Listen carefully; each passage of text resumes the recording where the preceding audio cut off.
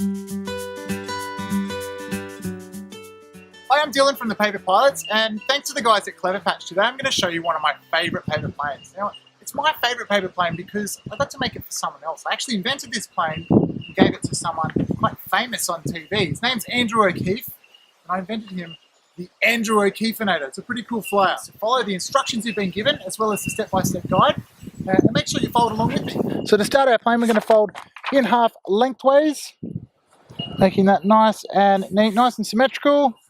And then make sure that we've got our nice crease flowing down the middle of our page. Next step, fold your corners in to make your house shape, like this.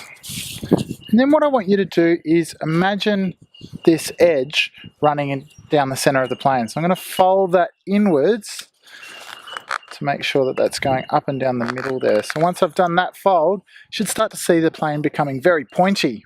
Now do the same on both sides, make it nice and symmetrical on both sides. There we go. And you've got this nice pointy rocket shape.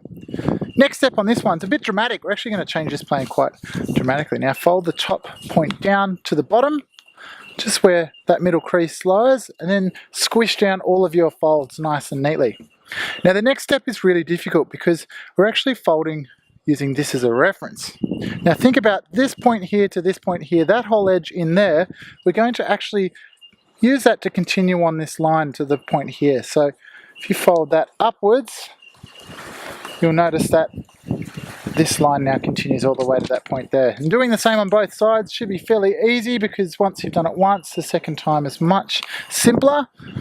And now you've got this nice shape here. So squish down all your edges, and then the next step is to actually grab this entire section, and you can't fold it down further than these 2 points here, but fold that down so it's pointing all the way through the center of the plane. Now make sure that that's a nice crisp fold, especially when you're using thicker paper like I'm using today. I'm using the cover paper, which is a nice piece of paper that will give me a bit more distance and a bit more weight.